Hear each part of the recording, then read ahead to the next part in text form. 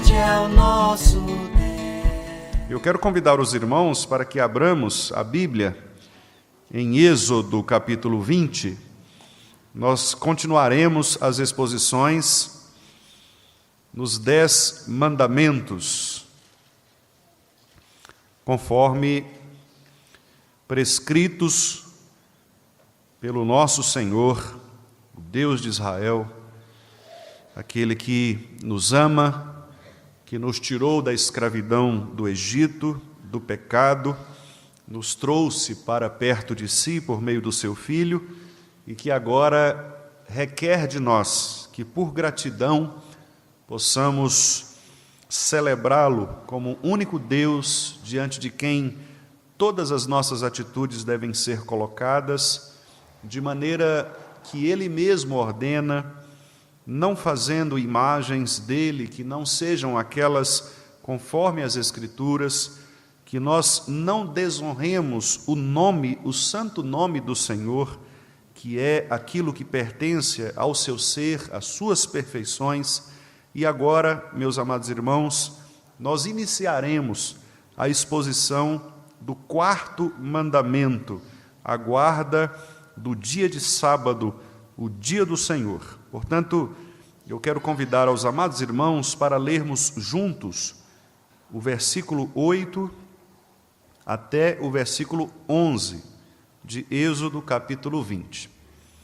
Leiamos. Lembra-te do dia de sábado para o santificar. 6 dias trabalharás e farás toda a tua obra, mas o 7º dia é o sábado do Senhor teu Deus. Não farás nenhum trabalho, nem tu, nem o teu filho, nem a tua filha, nem o teu servo, nem a tua serva, nem o teu animal, nem o forasteiro das tuas portas para dentro, porque em 6 dias fez o Senhor os céus e a terra, o mar e tudo o que neles há, e ao 7º dia descansou. Por isso o Senhor abençoou o dia de sábado e o santificou. Amém, meus irmãos. Vamos orar mais uma vez? Querido Deus, nós estamos diante de Ti neste culto e desde o início temos aqui celebrado o Teu santo nome por meio da leitura de Tua palavra que fala aos nossos corações, por meio dos cânticos que cantamos, das orações que fizemos, da confissão que prestamos quanto àquilo que cremos a respeito de Ti e da Tua providência. E agora nós queremos, ó Pai, que o Senhor nos abençoe para que possamos ouvir a Tua palavra de uma maneira clara, para que ela seja eficaz para as nossas vidas. Nós estamos diante da lei do Senhor, a lei que nos dá a liberdade de podermos conhecer mais a respeito de Ti e de viver para a Tua inteira glória. Por isso, Senhor Deus, que o Teu Santo Espírito, o mesmo que inspirou este texto, agora possa também nos iluminar, a mim e a todos os meus irmãos, para que juntos possamos ser edificados por esta santa palavra do Senhor e que verdadeiramente abramos os nossos corações para ouvir o que o Teu Espírito tem a dizer à Tua igreja. É esta oração que nós Te fazemos em nome de Jesus Cristo. Amém. Meus amados irmãos, nós estamos diante de um dos mais controversos mandamentos da lei, a guarda do dia do Senhor. Este mandamento traz algumas peculiaridades muito significativas e por esta razão, por causa da sua complexidade, por causa dos debates que existem em torno do assunto deste mandamento, eu pretendo investir alguns domingos, alguns sermões, expondo algumas partes deste mandamento. Portanto, hoje eu farei apenas uma breve introdução a respeito do que significa, de maneira geral, a guarda do dia de sábado, para depois, noutra pregação, eu então expor aos irmãos de uma maneira mais específica, de uma maneira mais aprofundada, a respeito de detalhes significativos acerca deste mandamento. Os irmãos sabem que este mandamento, ele é inclusive causa de separação ou divisionismo, até mesmo de denominações. Os adventistas do sétimo dia, por exemplo, trazem este mandamento como advogado para sustentar a guarda de um dia da semana, o sábado propriamente. Os cristãos em geral, entretanto, têm uma outra interpretação a respeito disto. Portanto, somente por esta definição, ou este divisionismo que existe, já seria suficiente para que nós tivéssemos um olhar mais diferenciado para este mandamento. Mas há outras razões porque este mandamento também é complexo. Ele é o primeiro dos mandamentos a iniciar de maneira positiva. Os irmãos observem que os 3 mandamentos anteriores se iniciam de maneira negativa: não terás, não farás, não tomarás. Agora, o mandamento ele vem de maneira positiva: lembra-te do dia de sábado para o santificar. E esta positividade do mandamento tem algumas características muito importantes. Uma delas é o fato de que o povo de Israel, diferentemente dos mandamentos anteriores e de até mesmo alguns posteriores, o povo de Israel já praticava, ou ele já tinha uma noção mais ampla do que significava este dia de sábado. E a razão é porque o povo de Israel, ao ler a lei de Moisés, percebia naturalmente ali, desde o início da fundação do mundo, a maneira como a revelação progressiva vinha sendo trazida ao povo oralmente, por meio dos pais, aos filhos. Eles sabiam que havia um Deus que havia criado todas as coisas, trabalhado exaustivamente em 6 dias, mas que no 7º dia este Deus havia descansado das suas obras. E os irmãos podem, inclusive, verificar na narrativa que nós temos do Gênesis, logo nos capítulos iniciais, que o destaque que é dado por Moisés é exatamente o fato de que Deus se empenhou para criar todas as coisas com perfeição.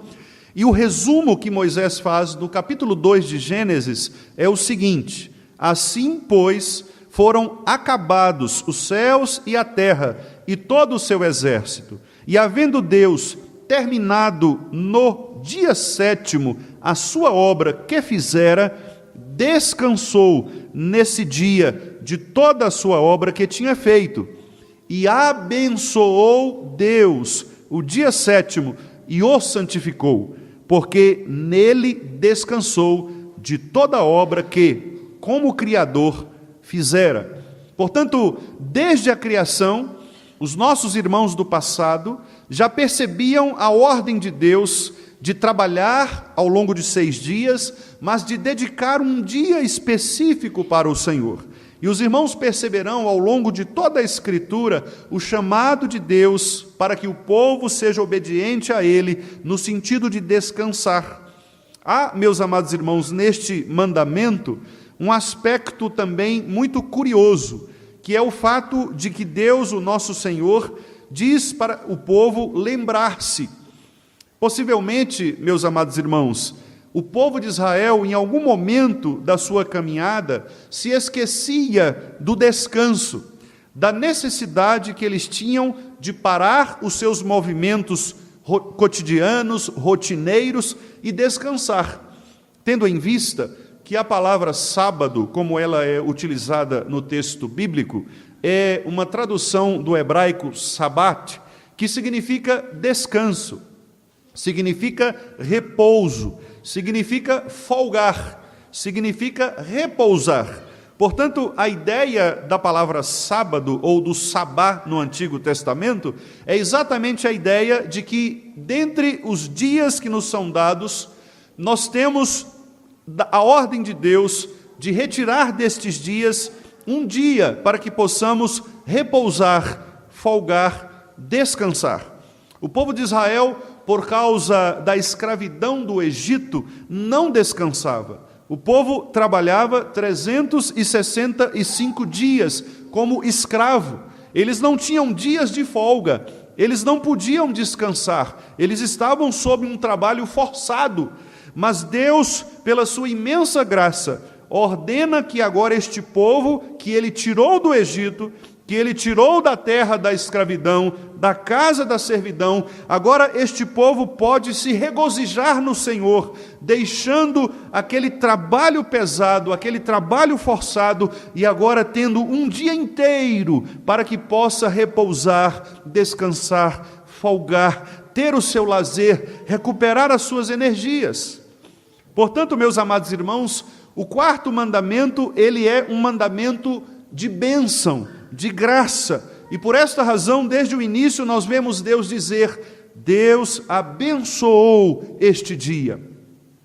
De maneira muito interessante, meus amados irmãos, nós vemos também nas Escrituras o fato de que o descanso para o povo de Israel era uma maneira de Deus também trazer este povo para mais perto de ti.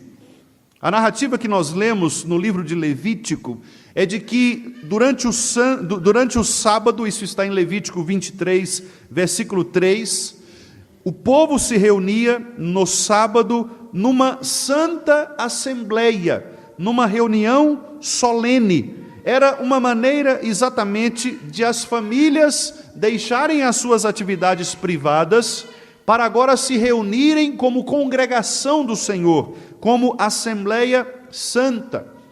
Portanto, além do descanso necessário, do descanso físico, havia também o ato de adoração. O povo era chamado para estar na presença do Deus de Israel, do Deus vivo, santo e verdadeiro, para descansar das suas terríveis pressões, dos trabalhos dos dias, dos trabalhos forçados e pesados, para agora celebrarem como família do Senhor. Aquilo que antes estava concentrado nas famílias individualmente ou nos indivíduos, agora passa a ser focado na coletividade, na Santa Assembleia, no povo de Deus. Portanto, dois aspectos são comuns na guarda do dia do Senhor, do dia de sábado: o descanso necessário e a adoração coletiva. São esses dois aspectos que vão nortear este mandamento: o descanso que Deus nos permite ter de todo o nosso trabalho e, ao mesmo tempo, o momento de adoração coletivo do povo de Deus. Estes dois princípios do descanso e da adoração é que vão nortear o sábado, o dia do Senhor. Nós vamos perceber, portanto, ao longo de toda a narrativa do Antigo Testamento, muitos e tantos profetas chamando a atenção do povo de Deus para o fato de que o povo de Deus, por muitas vezes, se esquecia de guardar este santo sábado. Nós lemos, por exemplo, aqui, durante a liturgia deste culto, o texto de Jeremias, no capítulo 17. E eu quero lembrar os irmãos do texto que nós lemos. Jeremias 17, o Senhor diz o seguinte: assim diz o Senhor, versículo 21, guardai-vos por amor da vossa alma. Veja que informação importante que o Senhor nos dá. O puritano Thomas Watson chega a dizer que a guarda do dia do Senhor é um remédio para a alma. Assim como nós procuramos remédios físicos quando nós estamos doentes, o dia do Senhor é um elevo, um remédio, a cura para a nossa alma. E ele então traz este texto como fundamento, porque o Senhor diz para o povo: guardai-vos por amor da vossa alma. Muito interessante, irmãos, o princípio de que Deus, por sua graça, Ele quer que o seu povo descanse. E por isso, na sequência do texto do profeta Jeremias, o que nós temos é: não carregueis cargas no dia de sábado. Ou seja, não peguem pesado. Vocês precisam de um dia de descanso para refazer as suas energias e para alimentar a alma. Se durante 6 dias vocês alimentam o físico, trabalhando, amealhando recursos, juntando bens, agora vocês precisam respirar, descansar do trabalho físico e se concentrarem no trabalho espiritual, para que vocês possam ser alimentados espiritualmente e também fisicamente, no sentido de descansar o corpo, para que vocês possam viver bem os demais dias. Por isso, não carreguem cargas pesadas, nem introduzam estas cargas pelas portas de Jerusalém. Aqui é uma referência ao comércio. Introduzir as cargas pelas portas era aquilo que os mercadores faziam, os comerciantes faziam. Eles carregavam os seus produtos e depois levavam para Jerusalém para distribuir esses produtos aos feirantes, aos comerciantes. Então o profeta também está dizendo: não trabalhem e nem façam outras pessoas trabalhar. Ou seja, não dê trabalho para as outras pessoas, deixe que elas também descansem. Não tireis cargas de vossa casa no dia de sábado, de maneira que os nossos trabalhos rotineiros, cotidianos, aqueles trabalhos que nós fazemos dentro da nossa casa, eles podem ser feitos noutros dias, mas no dia do Senhor deve-se evitar tipos de trabalhos que nos vão trazer pesos. Não façam trabalhos dentro da casa de vocês, nem façam obra alguma. Antes, separai, santificai, deixai este dia separado, diferente dos outros. Santifiquem o dia de sábado como ordenei a vossos pais. Observem novamente o aspecto histórico do 4º mandamento. Esta ordem nos foi dada desde os nossos pais, não é, portanto, um mandamento novo. Os nossos irmãos do passado, eles já sabiam o que Deus queria, o que Deus pretendia.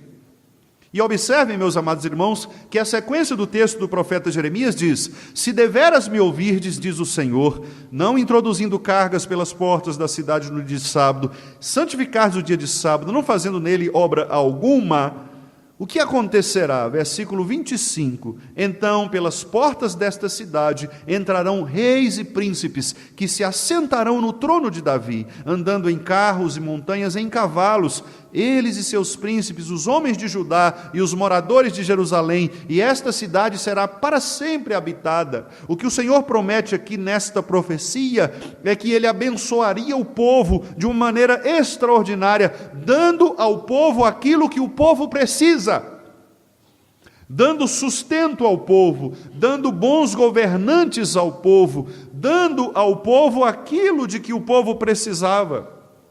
O versículo 26 diz que das cidades de Judá, dos contornos de Jerusalém, da terra de Benjamim, das planícies, das montanhas e do sul, estas pessoas vão trazer holocaustos, sacrifícios, ofertas de manjares, incenso, oferecerão sacrifícios de ações de graças na casa do Senhor. Veja que coisa interessante, meus amados irmãos. O Senhor, portanto, diz: se vocês não trabalharem no dia de sábado, não carregarem cargas, fazerem comércio, trabalharem nas suas casas, vocês terão tempo para usufruírem do benefício de receberem do Senhor o verdadeiro sustento necessário. Portanto, o sábado também é uma maneira de nós confiarmos na provisão do Senhor. É uma maneira de nós entendermos que, ao obedecermos ao nosso Pai e reservarmos um dia para nos esquecermos dos nossos trabalhos seculares e nos concentrarmos no alimento da nossa alma, é uma maneira de dizer para o Senhor que nós confiamos na provisão dEle. Ele vai nos sustentar. Os irmãos devem se lembrar de que quando o povo de Israel peregrinava no deserto, e havia muita reclamação em torno da liderança de Moisés, alguns chegaram a dizer que Moisés havia tirado o povo do Egito, onde eles podiam comer muitas carnes gordas, ter alimentos fartos, para morrer no deserto, porque agora eles estavam com fome. Começaram a murmurar, E Deus então fez um pacto, uma promessa a Moisés, dizendo: eu vou alimentar o povo. E Deus então manda o maná, manda codornizes, mas Deus dá um mandamento muito interessante: olha, no dia de sábado vocês não recolherão, não ajuntarão, vocês no dia de sábado estarão descansando. Mas o povo, meus amados irmãos, não confiou na provisão de Deus e quis ajuntar para si, acumular para si uma poupança alimentícia, com medo, com temor de não ter o sustento. Todavia, o nosso Senhor, para ensinar o povo, fazia apodrecer aquilo que sobrava, ou aquilo que o povo ajuntava, exatamente para demonstrar ao povo a necessidade de nós confiarmos na provisão do Senhor. Não à toa, o nosso Senhor Jesus Cristo nos orou a orar, dizendo: o pão nosso de cada dia nos dá hoje. O povo de Deus precisa aprender que o trabalho é muito importante, mas a provisão do Senhor é exatamente a confiança que todos nós devemos ter. Por isso, meus queridos irmãos, o quarto mandamento, ele nos lembra de algo muito precioso que muitas pessoas acabam se esquecendo. Porque o mandamento, ele é dividido em 3 partes. Na primeira parte é o quê? Lembra-te do dia de sábado para o santificar. A segunda parte é o como. 6 dias trabalharás, farás sua obra. No 7º dia não farás obra, ninguém da sua casa. E a terceira parte é o porquê. Versículo 11. Porque em 6 dias fez o Senhor o céu, e ele descansou e abençoou, e o santificou. Portanto, o mandamento, que é o maior de todos, e que é o mais repetido nas Escrituras, especialmente do Antigo Testamento, é o mandamento que nos ensina sobre a nossa vida diária. Não é um mandamento que se restringe apenas ao domingo. Infelizmente, muitas interpretações equivocadas tendem a focar este mandamento apenas no domingo. E muito da interpretação deste mandamento é uma interpretação legalista, que muitas vezes vê aquele que é ausente a um dos cultos, ou que por uma necessidade específica se ausenta do culto, como aquele que quebrou este mandamento. Mas o que nós veremos na sequência das exposições é que o mandamento não contempla somente este aspecto do domingo. O mandamento também contempla um outro aspecto que é quase sempre esquecido na exposição deste mandamento, que é o trabalho. Observe que o versículo 9 diz: 6 dias trabalharás. Então, o mandamento também enfatiza um outro pecado que é muito comum, que é o pecado da preguiça, que é o pecado de não trabalhar, de fazer um trabalho de maneira errada, de não dar valor àquilo que Deus nos dá para que nós possamos ter recursos para sustentar a nossa família, para sermos úteis à sociedade, para sermos úteis à igreja. O trabalho, portanto, meus irmãos, não é visto como uma maldição. Infelizmente, muitos leem o trabalho como uma maldição, porque quando Deus dá aquela punição, aquele castigo distribuído a Adão, Eva e a serpente, Deus diz: você vai trabalhar, do suor do teu rosto você vai comer, você vai sofrer para ter os seus recursos. Portanto, alguns acham que o trabalho é uma maneira de Deus punir as pessoas. Mas isto não é verdade. Antes desta punição dada a Adão, Deus havia ordenado a Adão o trabalho. Tanto que ele cria o jardim, coloca Adão no jardim e diz: cuide do jardim, cultive. Isto é um trabalho. Adão deveria ser um jardineiro perfeito, para cuidar da criação. Ele deveria ser um veterinário para cuidar dos animais que Deus criou e colocou sob sua supervisão e cuidado. Adão deveria ser responsável por tudo aquilo que Deus criou. E este é o fundamento do trabalho. Nós somos chamados por Deus para trabalharmos, ou seja, para cuidarmos da criação que Deus nos deu, meus amados irmãos. Portanto, o trabalho não é um peso. O trabalho não pode ser visto como um castigo. O trabalho é para o povo de Deus bênção, porque Deus trabalhou durante 6 dias para criar o mundo, e Ele então deu para nós esta lição de que a maioria do tempo é para que nós possamos de fato trabalhar. O nosso Senhor Jesus Cristo disse certa vez aos discípulos: eu trabalho e o meu Pai também trabalha até agora. Deus não está descansando, Jesus Cristo não está descansando, o Espírito Santo não está descansando, a Trindade trabalha em favor de todos nós e de maneira especial do seu povo, porque Cristo permanece intercedendo por nós, o Pai continua nos dando sustento, o Espírito continua agindo em nossas vidas. Por isso o salmista escreveu que enquanto nós estamos dormindo, Deus continua nos sustentando, nos dando aquilo que é necessário. O salmista também escreveu no Salmo 121 que o nosso Deus não cochila, não dorme, aquele que nos guarda. Por isso, esta é uma ênfase muito importante que é dada neste mandamento. 6 dias trabalharás. O verdadeiro crente no Senhor, ele entende que o trabalho é uma bênção de Deus e é uma maneira de obedecer a este mandamento. É uma maneira de honrar o Senhor de maneira positiva. É uma maneira de dizer que Deus, de fato, nos criou para que nós possamos fazer algo por este mundo e neste mundo, produzir, criar cultura.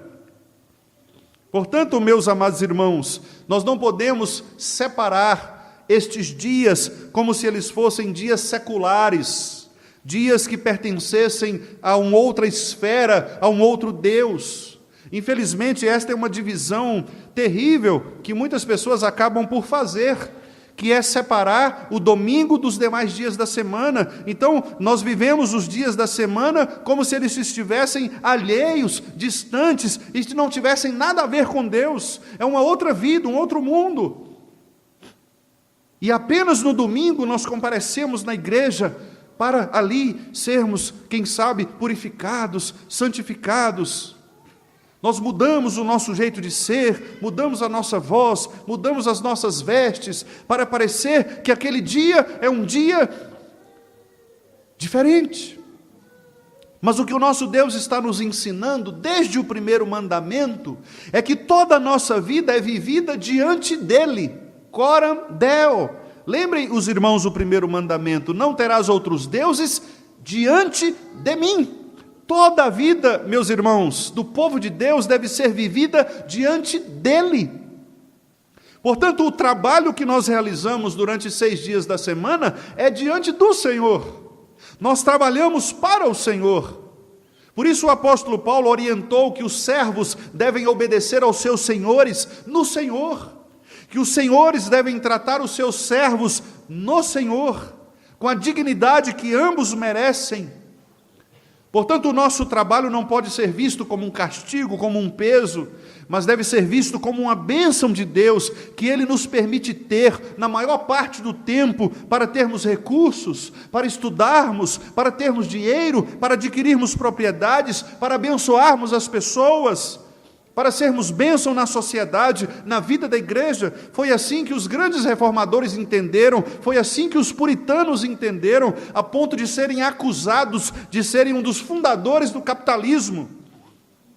No clássico livro do sociólogo Max Weber, ele faz esta leitura,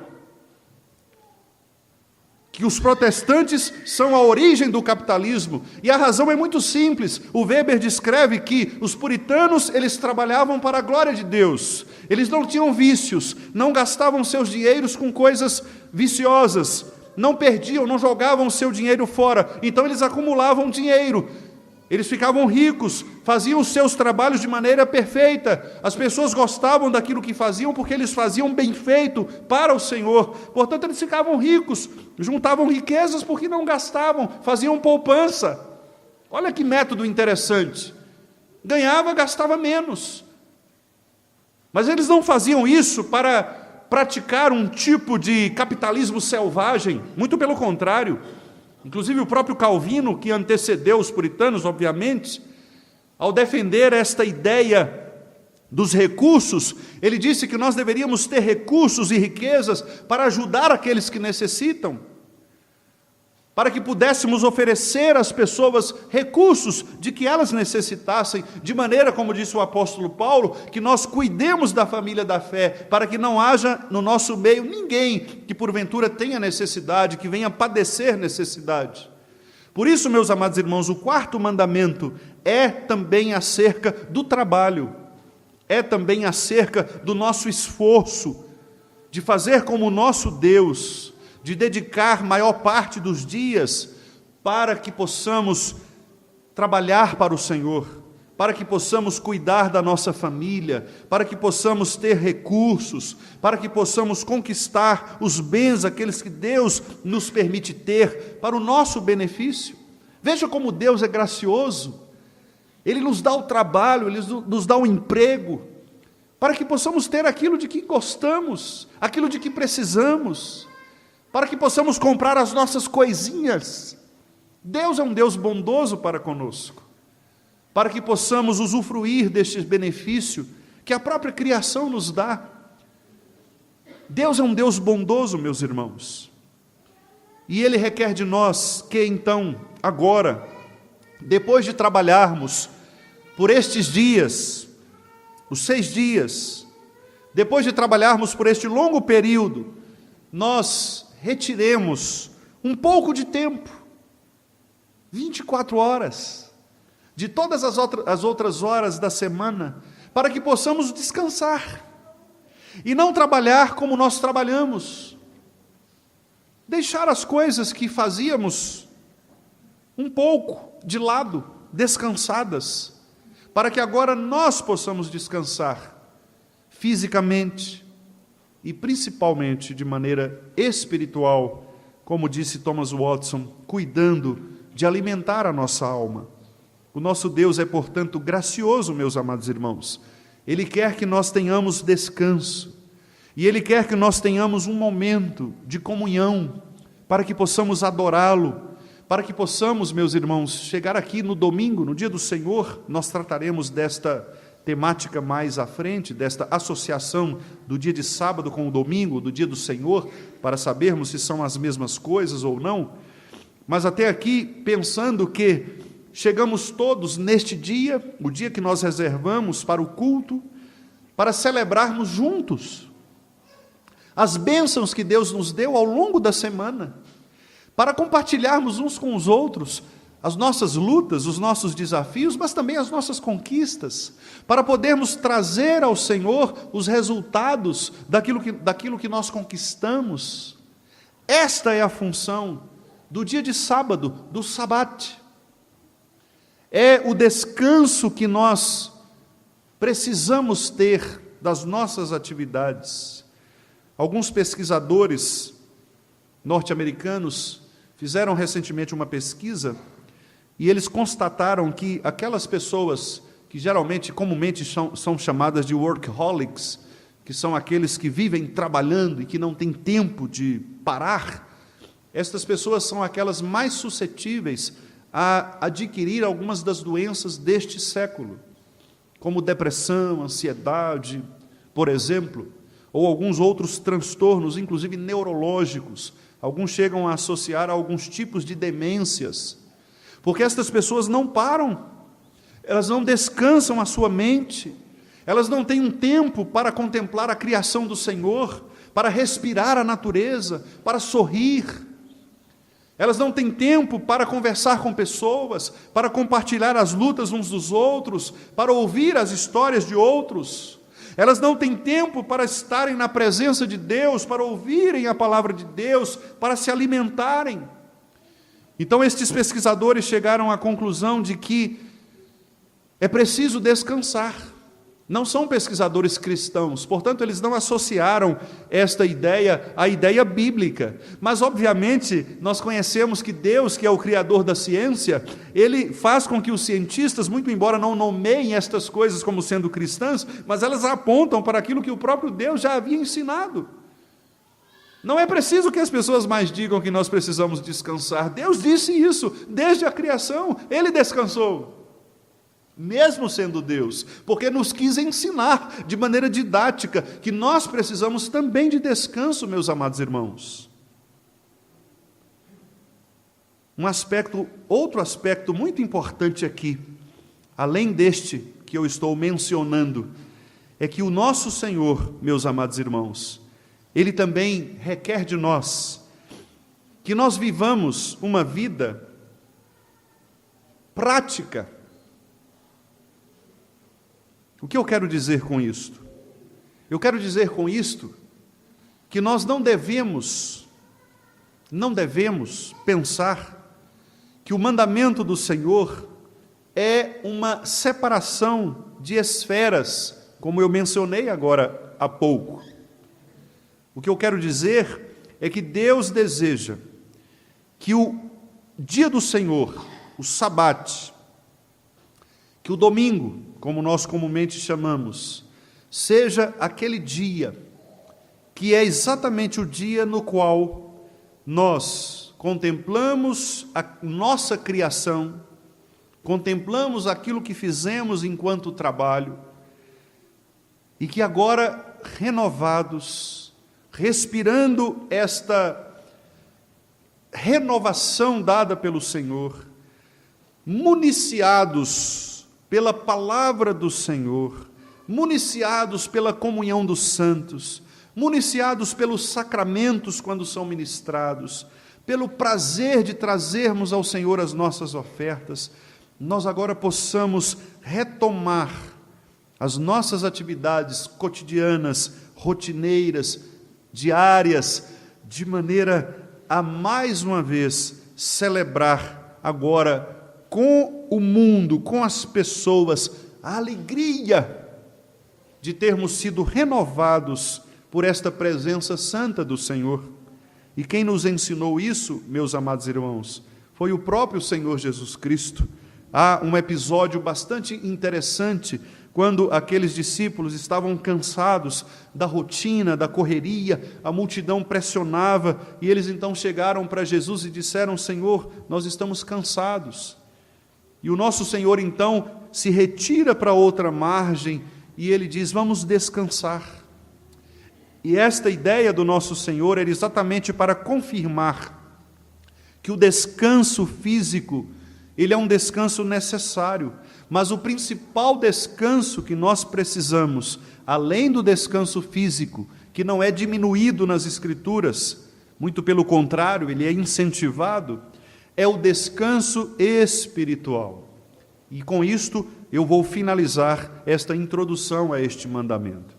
Quando o texto ele traz aqui a expressão Senhor, como nós já vimos nos demais mandamentos, escrito em letra maiúscula, que é o Deus da aliança, o Senhor Yahvé, o Deus do pacto, quando ele diz que esse é o Senhor teu Deus, e quando ele diz no versículo 11 que o Senhor abençoou e santificou, aqui nós vemos uma clara referência àquele que é o Eu Sou, o Senhor Emanuel, o Deus conosco, Jesus Cristo. E é por esta razão que o escritor aos Hebreus, escrevendo para os cristãos, disse agora que nos resta um descanso para o povo de Deus. Que descanso é este que é mencionado pelo escritor aos Hebreus? É exatamente aquele dia final no qual todos nós, ao passarmos pelas dores deste mundo, nós nos encontraremos com o Senhor, e Ele então enxugará dos nossos olhos toda lágrima, e nós estaremos na presença dEle por causa de Jesus Cristo, nosso Senhor. Por isso, meus amados irmãos, o nosso Senhor Jesus Cristo declarou aos seus discípulos ser Ele o descanso. Os irmãos vão se lembrar que por algumas vezes, pelo menos 7 ou 8 vezes, e eu falarei disso numa outra mensagem, mas pelo menos 7 ou 8 vezes, Jesus foi questionado a respeito do sábado. Porque em alguma situação ele curava no sábado, noutra situação discípulos colhiam espigas para comer no sábado, e os fariseus legalistas, interpretando o mandamento de maneira errada, eles questionavam Jesus, inclusive repreendendo Jesus, mas Jesus em todos os casos disse: eu sou o Senhor do sábado. Com isso, Jesus queria ensinar aquelas pessoas que o verdadeiro descanso do qual eles precisavam era Ele próprio. Porque aquelas pessoas estavam tentando confiar em seus próprios recursos, tanto para a salvação quanto para a provisão. E por isso elas pensavam que tudo aquilo que elas faziam é que trazia a elas os benefícios de suas obras, quando na verdade eles estavam se esquecendo dos seus próprios pais, como Davi, por exemplo, que na consagração do templo foi capaz de dizer: Senhor, todas estas coisas que nós te oferecemos não são nossas, vêm das tuas próprias mãos. Eles já deveriam saber que tudo aquilo que têm, que possuíam, vinha do Senhor, mas eles não foram capazes de descansar em Cristo. Ao contrário, eles preferiram acusar Jesus Cristo de quebrar a lei, quando Jesus mostrou que a guarda do dia de sábado não deve ser interpretada de maneira legalista, não deve ser interpretada como se nós precisássemos guardar dias, meses e anos. O apóstolo Paulo disse isso, pelo menos em 2 dos seus textos, quando ele escreve, por exemplo, na carta aos Romanos, no capítulo 14, o apóstolo Paulo menciona esta situação àqueles irmãos, dizendo que alguns deles julgavam os outros por causa do sábado, por causa de dias. E ele então vai dizer que estes irmãos não deveriam utilizar este tipo de argumento, porque este tipo de argumento não deveria mais ser considerado. Um texto ainda mais claro é o texto de Colossenses, no capítulo 2, quando nesta carta Paulo defende a superioridade de Jesus Cristo sobre a religião judaica ou dos judaizantes, que eram muito fortes, muito comuns naquela região, e que tentavam impor sobre os cristãos as mesmas regras judaicas. Paulo diz o seguinte, que eles não deveriam ser julgados, versículo 16 do capítulo 2 de Colossenses: ninguém, pois, vos julgue por causa de comida e bebida, ou dia de festa, ou lua nova, ou sábados, porque tudo isso tem sido sombra das coisas que haviam de vir, porém o corpo é de Cristo. A ideia de Paulo aqui é que alguns estavam usando o 4º mandamento legalisticamente, exigindo que as pessoas cumprissem apenas pelo rigor mecânico, como se vir à igreja fosse apenas algo mecânico, obrigatório. E, infelizmente, alguns chegam a pensar desta maneira, como se fosse apenas um requisito religioso. Mas não é isso, meus amados irmãos, que é o dia do Senhor, que é o dia de sábado. O dia de sábado deve ser vivido como um prazer. Citando novamente o puritano Thomas Watson, ele chega a dizer que o dia de sábado é como uma antecipação do céu. Nós devemos encarar o dia do Senhor, o domingo, como aquele momento em que o povo de Deus está, como no Apocalipse que nós acabamos de ler, reunido em comunidade, em assembleia santa, diante do Deus Todo-Poderoso, dizendo: glória, ó Senhor, a Ti, só a Ti pertence a honra, o louvor, a glória, o domínio. Este é o sentido do dia do sábado. É para isto que o Senhor criou este dia e o santificou, para que nós pensemos na nossa vida como um todo, no trabalho que nós fazemos ao longo de 6 dias, diante dele, primeiro mandamento, e na maneira como nós nos reunimos em Assembleia Santa, para descansar das nossas atividades rotineiras, para descansar o nosso físico, para repousar, para tirar um cochilo, para contemplar a natureza, para ouvir o canto dos pássaros, para respirar o cheiro das flores, para ouvir boas histórias dos irmãos, para cantar louvores ao Senhor, para orar, para tomar um bom suco de laranja, sem ter a pressão de voltar para o trabalho, para poder colocar uma roupa mais leve, sem ter que tomar banho para ter de sair.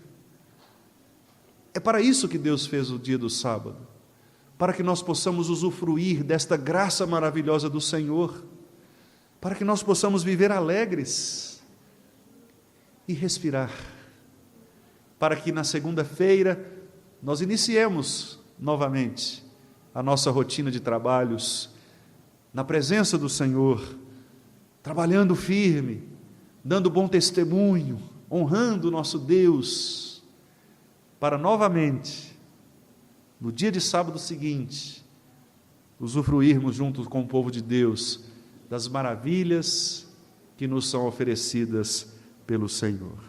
Com isto, meus irmãos, eu encerro esta introdução e convido os irmãos para que não faltem as demais exposições acerca deste mandamento, porque nós entraremos em alguns aspectos talvez mais curiosos, como, por exemplo, o que eu citei a respeito do dia de sábado, do domingo, dia do Senhor, a relação que há entre estes dois dias, e também tratar de aspectos mais práticos. As dúvidas que geralmente nós temos o que podemos fazer no dia de sábado? É correto isto ou aquilo? Eu pretendo tentar responder aos irmãos algumas questões mais práticas à medida que formos avançando na exposição. Mas por aqui eu quero apenas que nós guardemos no coração esta boa impressão do dia do Senhor. Que nós saiamos daqui, meus irmãos, com esta mensagem positiva de que Deus quer que nós vivamos na presença dEle com alegria, não como peso, não como algo mecânico, não como um legalismo que você precisa obedecer, mas com um prazer, com uma devoção do coração. Vir à casa do Senhor para ser preenchido por Ele do seu Santo Espírito e para poder devolver a Ele em ações de graças todos os benefícios que Ele nos concede ao longo de todos os dias que Ele nos permite viver. Que esta mensagem seja positiva aos corações dos irmãos e que nós aprendamos mais e mais a usufruir da graça do nosso Senhor Jesus Cristo em todos os seus mandamentos e especialmente neste, porque ele representa o verdadeiro descanso na pessoa e na obra do nosso Senhor e Redentor. Amém, meus irmãos.